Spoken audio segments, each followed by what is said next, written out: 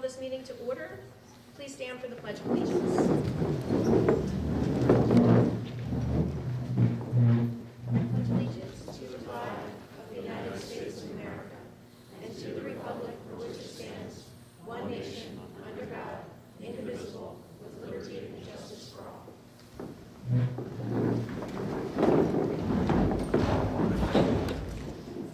Please call the roll.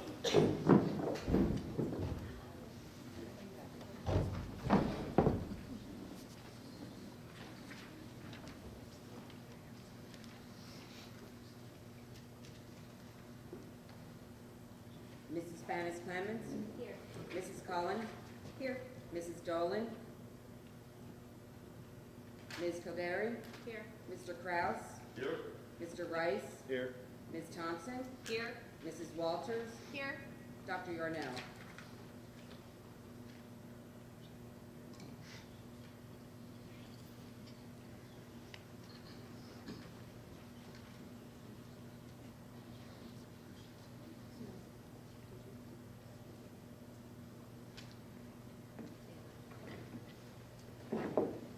Okay, public comment. The Pennridge School Board welcomes public comment. According to Policy 903, we remind everyone of the following. Public comment shall be limited to 3 minutes unless otherwise specified by the board.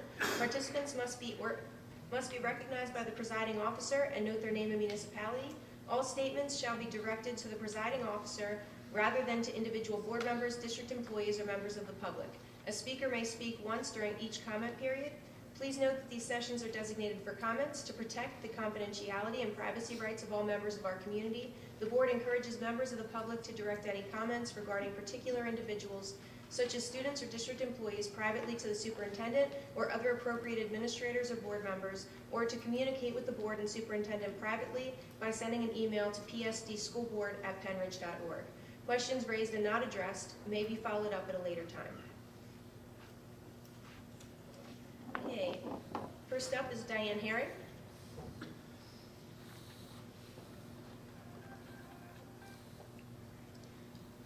Mine doesn't work either. Diane Herring, Hilltown Township. I'd like to address the board and ask the board to consider pushing off a vote this evening on the consent calendar regarding check number 2545 in the amount of $6,002. Back in the summer in August, parents received a welcoming newsletter to the district. One of the items I noted in that newsletter was a class picnic. And I bring that to your attention because it specifically states that the email was received 3 weeks prior to the start of school. The date being relevant to the process and procedure for student money. That is supposed to require the student participation in that money. And I quote, "The students are treated to a lunch at Hellman Field." I also went and found a social media post from the high school also stating that the students were treated to lunch.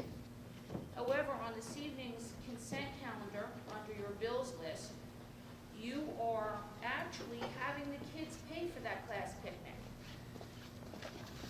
to the tune of $4,365. I appreciate the fact that with the change in the board's policy regarding documentation, I did not need to submit right to know requests to gather the information. It's all visible in your documents. However, I don't have any of the supporting documents that show that the students voted to spend their money. I would also find and ask for the district to please, after the numerous incidents where the kids' money is just vanquished, that someone would please finally show the kids the courtesy of the respect that they deserve. We are not treating them to a picnic. They are paying for the picnic themselves. I find it disingenuous, dishonest, and deceitful to put out to every parent in this community that we're treating the kids. It's their fundraising money paying for that picnic. To which I can't find any proof that the kids approved that before the money was ever expensed. Because I have an email from the building principal telling me this decision was made weeks before class even started. So if you're going to decide to treat the kids to a picnic, and this is an annual event per the principal's email, when are the kids voting to spend that money on themselves? I would ask that the check number be pulled and an investigation be done on the money. Thank you.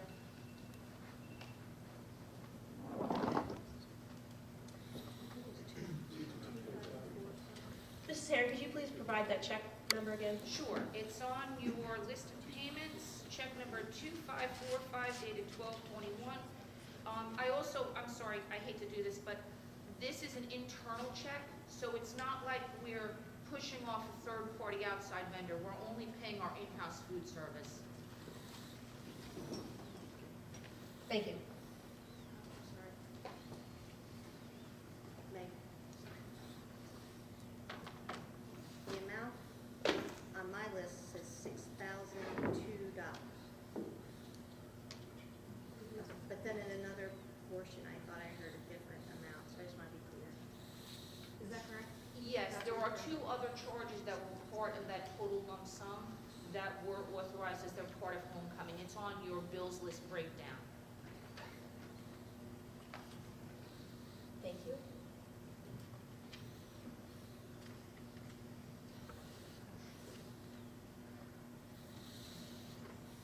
Okay, Sean Trotter.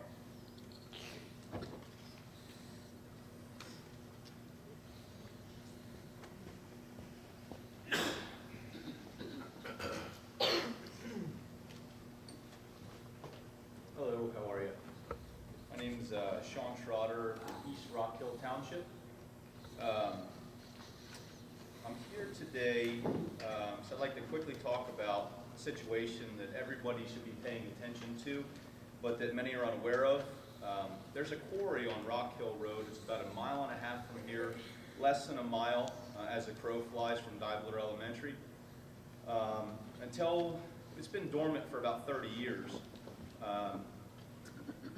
And about a year ago, it sprang back to life, to the complete surprise of those that live close by.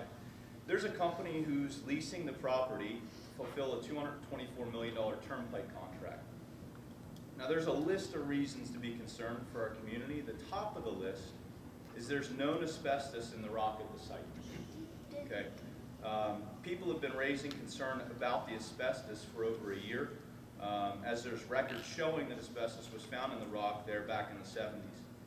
Because residents and the township there have been making noise, a testing protocol was put in place.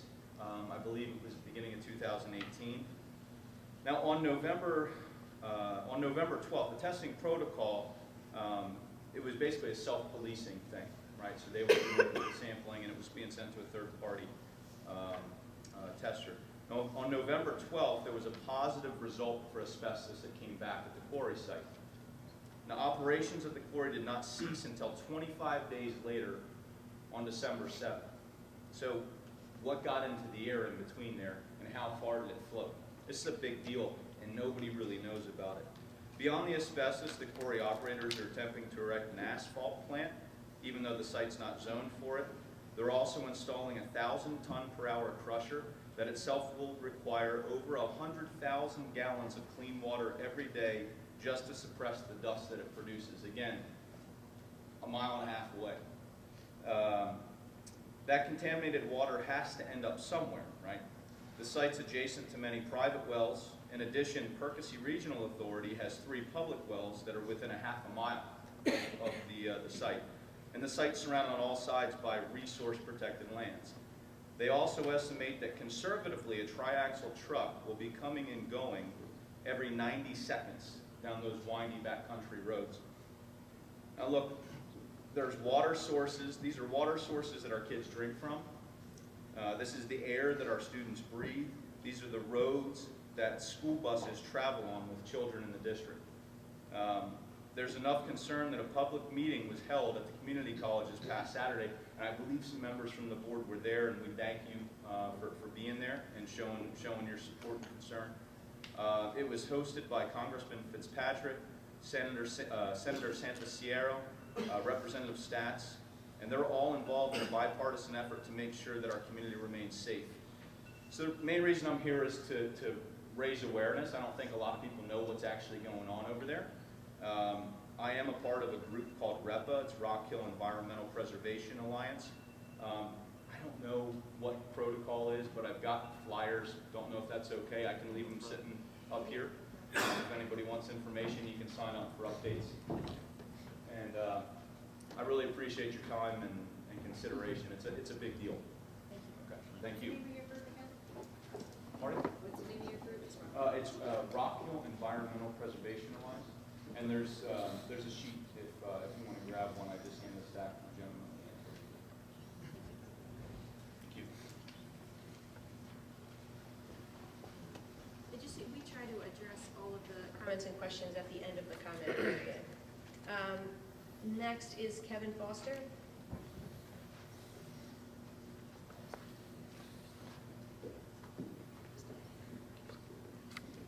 Not working today.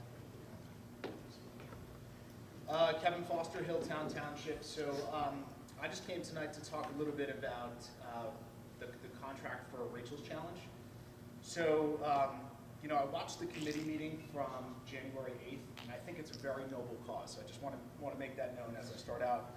But I've got two concerns that lie in different areas, and I want to ensure that we're getting our money's worth for a $14,300 contract. So I had two questions, and I know you'll address them at the end. The first is I popped on their website and took a look at their different packages. So I understand that we've bought the Awaken package as well as the Sustain package.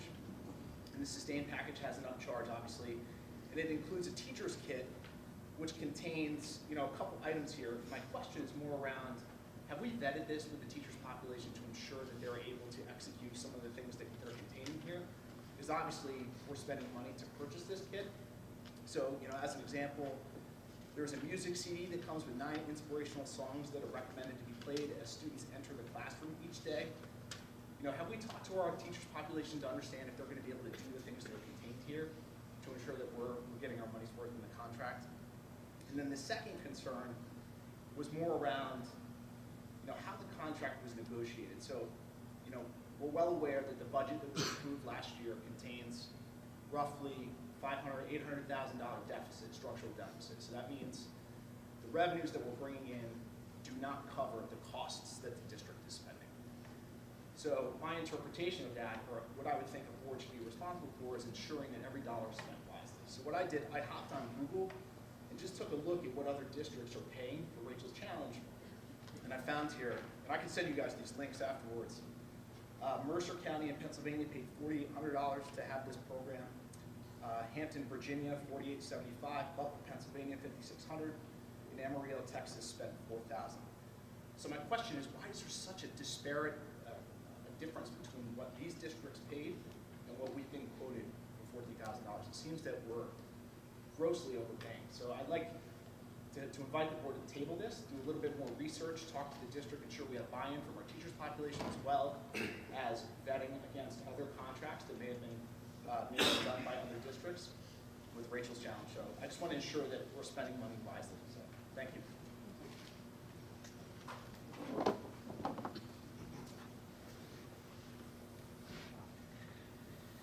Jim Miller?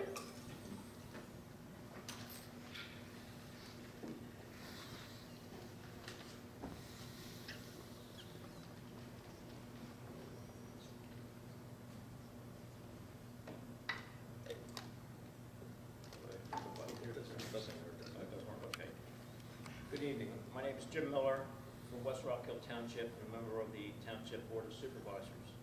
I've always considered myself a friend of the Pennridge School District.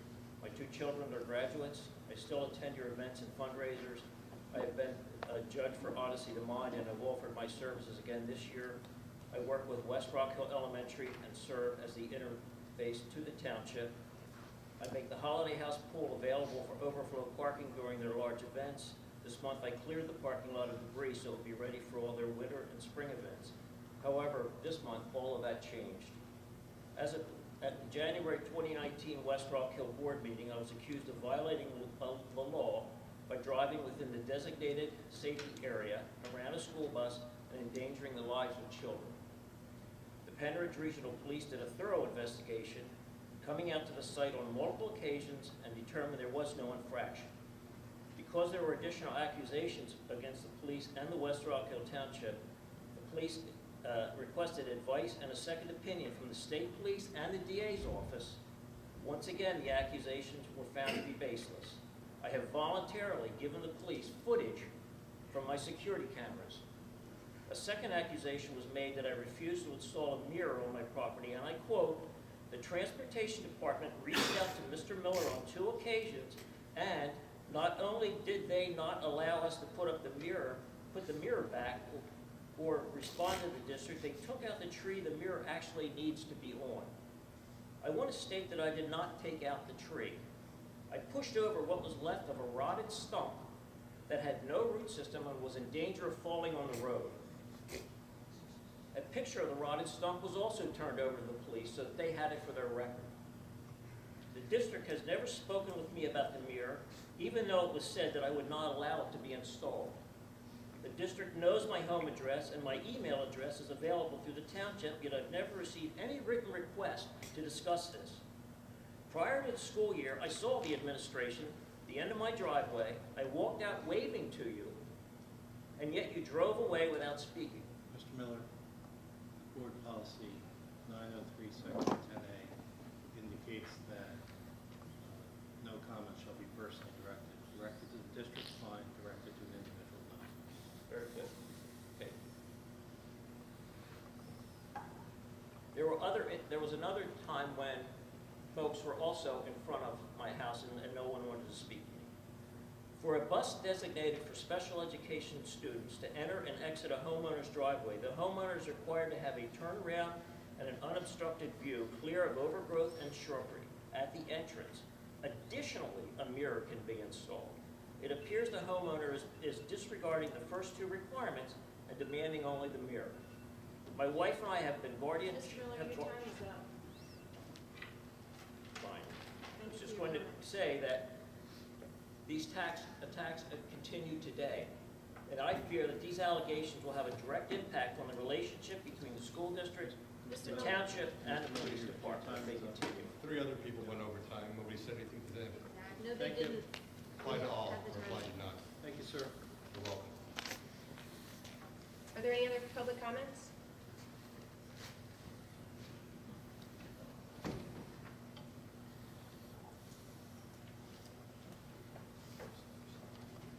I better get my timer, because I'm prone to go over. So I'm sure tonight you'll help me stay within my 3 minutes. I'm here tonight to also speak about Rachel's challenge. If someone, my brother was killed a long time ago in a car crash, and if someone would have told me that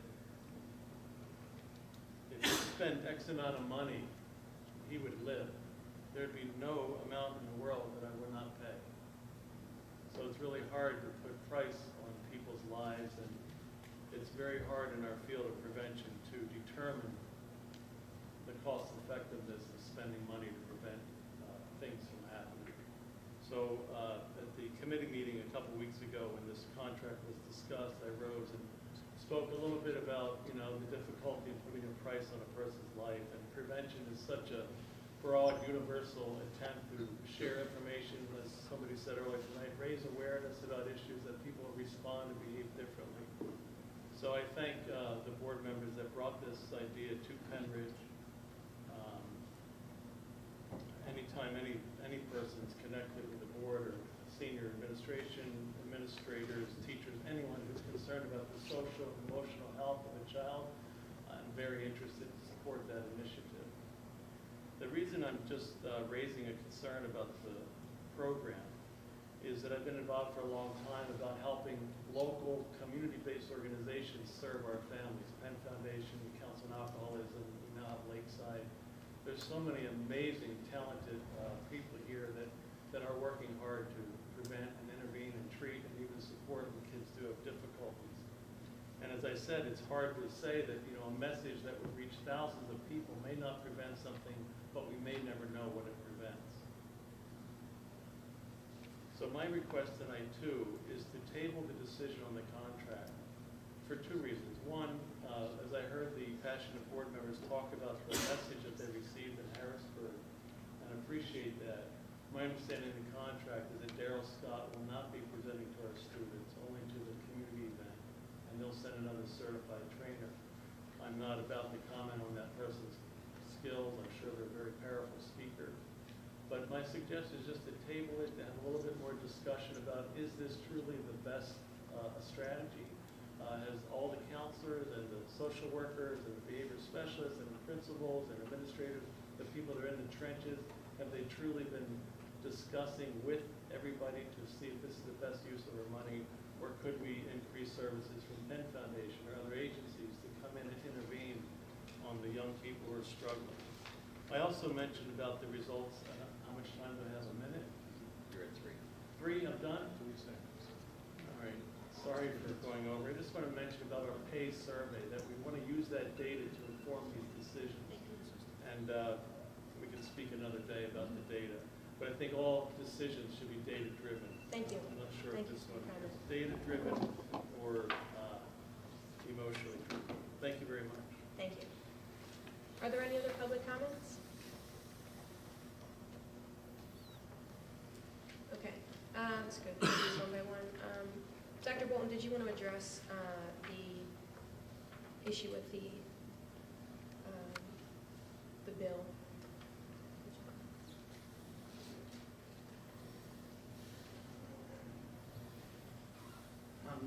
Obviously, we do not carry all of the backup documentation for all checks that are on your ledger to our meetings, and so there is no way to check in terms of what the background information looks like.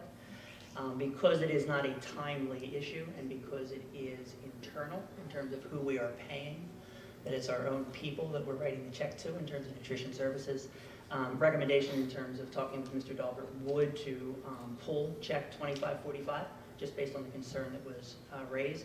Let us do some digging into what truly is the background information that was there, as well as all the charges, because obviously the $4,300 for lunch versus the $6,000 for the check. Get you full details, and then we can bring that back next month for approval or clarification of what the situation was.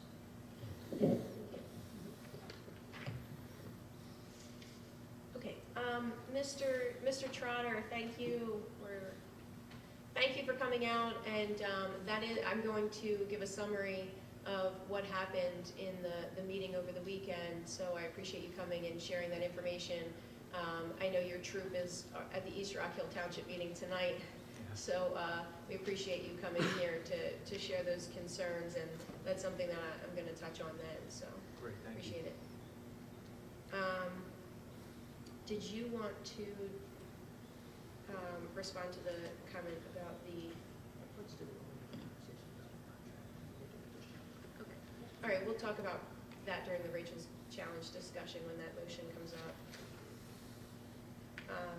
And then I guess we'll combine that then with Mr. Rush's points as well at that time.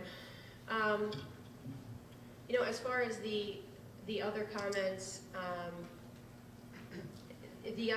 are addressing a situation that has nothing to do with the role of being on the school board. It's not the location for that kind of discussion.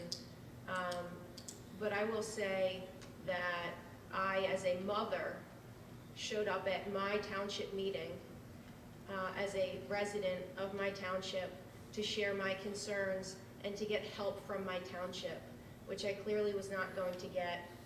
I was very honest. I shared exactly what happened in that event. I had reached out to the township. I asked to have, what happened was my son rides a bus.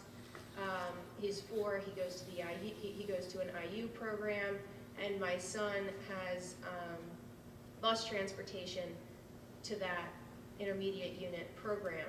And when they were setting up the transportation department came out to evaluate the route, and their determination was that there was no visibility coming in and out of my driveway. I'm sorry, coming out of my driveway. They could back into my driveway with no concerns with a van, but they would not be able to exit my driveway because I live on a hard bend. So I asked the township, I asked the transportation department, what their recommendations were. They said that, we would have to put a mirror across the street or take out, a bunch of trees on my other neighbor's property to be able to have visibility, to be able to get out of my driveway. I don't have control over either of those things, though they are in the right of way, and the township has control over those things. And so I had, obviously have no control over other people's properties. They encouraged me to reach out to the township to see if there was anything that the township could do. The township said that I needed to get the permission of the resident, and the township manager said that he would personally reach out to that resident because that resident was a supervisor. And so he reached out to that person, and I was told to also have the school district reach out. I was given confirmation, I have email confirmation that the school district reached out twice, contacted the person's residence, and has been contacting that residence for years, so I don't know why this contact would have been any different than any other contact. They contacted the residents. I let the township manager know that they had contacted the residents twice back in October, and there was no effort to put up the mirror. I came to the township meeting to get that help. Because of that, my son had to ride a bus that holds up traffic instead of a van that stops in the middle of the road. There were 2 incidences with my son boarding his bus, one where someone did not wait and flew around the bus because they didn't want to wait that long, and so they flew around the bus. And the second incident was where my neighbor across the street Mr. Miller was stopped in his driveway. The bus was stopped, the lights were on, the stop sign was out, and he came out and went in the he came out like he was going to follow the bus and went in the other direction. I mean, this isn't something to be discussing here. But yet you're doing it. Because